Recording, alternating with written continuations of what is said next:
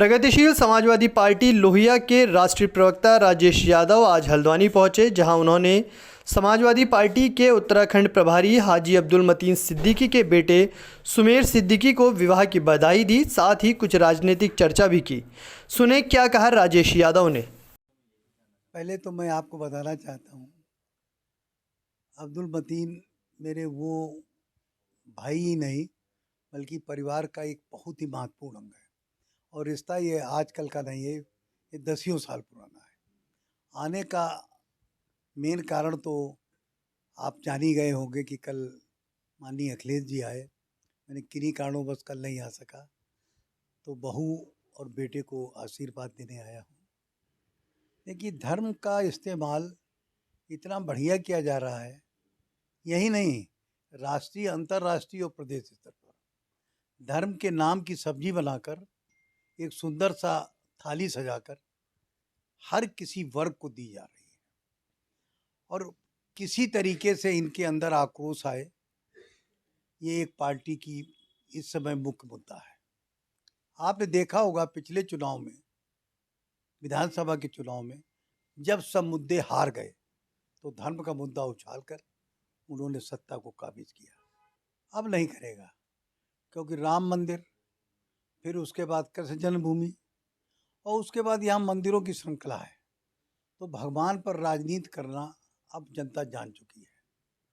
अब मुद्दे इनको अपने वास्तविक मुद्दे पे लौटना पड़ेगा। जो इन्होंने कहा था कि हर किसी के अकाउंट में लाखों रुपए आएंगे, आज तक तो आए नहीं, और ये सपना देखते देखते आदमी अपने आप आंख बंद कर ली है। मैं आदरणीय मोदी जी से और हमारे जो मुख्यमंत्री हैं उत्तर प्रदेश के योगी जी, दोनों से कहूँगा कि सपना थोड़े दिन का होता है, और जब सपना टूटता है तो बहुत बड़ा भूचाल आता है। आज भूखी और नंगी और प्यासी जनता जो है आपसे सवाल कर रही है कि डीजल और पेट्रोल के रेट क्यों बढ़ रहे हैं और ये महंगाई क्यों बढ़ रही है। आप ध्यान को हटाने के लिए आप विभिन्न धार्मिक मुद्दों का सहारा ले रहे हैं। अब ये अभी आप राम के मुद्दे पे थे, कभी कृष्ण के मुद्दे पे चले जाएंगे, तो राम और कृष्ण अब आपको बचाने वाले नहीं हैं।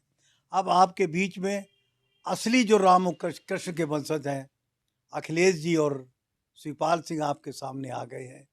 किस तरीके से इन्होंने मैनपुरी में विजय हासिल की है, मीडिया सहित हर कोई व्यक्ति जानता है।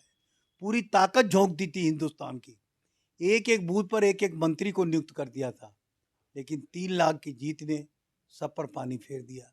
और ये हवा वहाँ से चली है, ये हवा पूरे उत्तर प्रदेश और उत्तराखंड में फैलेगी। उत्तराखंड का भी नाम मैं ले लूँ, आपको पता होगा कि सपा का एक ही सांसद था, वो भी सबसे पवित्र भूमि हरिद्वार से।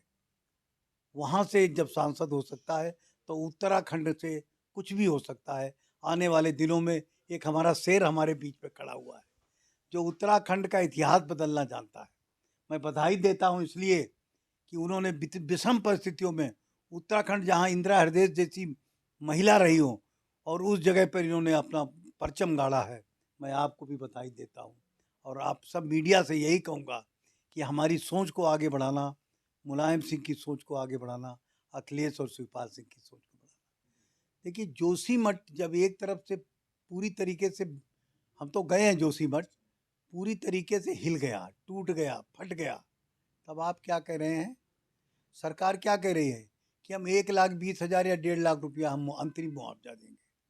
आप बताइए, जोशीमठ में एक दीवार बनाने का खर्चा 1 लाख से ज़्यादा है। जिस तरीके की भौगोलिक स्थिति है जोशीमठ पर, वहाँ के बारे में आप सोच नहीं रहे।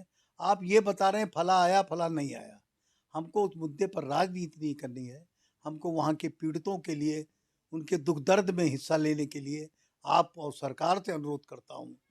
मैं योगी जी से भी कहूँगा कि आप तो यहीं के रहने वाले हैं, क्या आपको ये नहीं अच्छा लगता है कि आपके घर का आंगन जरा हंसे खिले? अरे, आप तो इतने बिजी रहे कि जब आप अपने पिता की अंतिम संस्कार में नहीं आप पहुंच पाए। देखिए, भाजपा का एक ही मुद्दा है, हम बिना कहे आपको समझना चाहिए किन लोगों को उजाड़ना है, या उजाड़ने की कोशिश करना है, या धमकी देना है। ये इनका शुरू से शुरुआत रही है।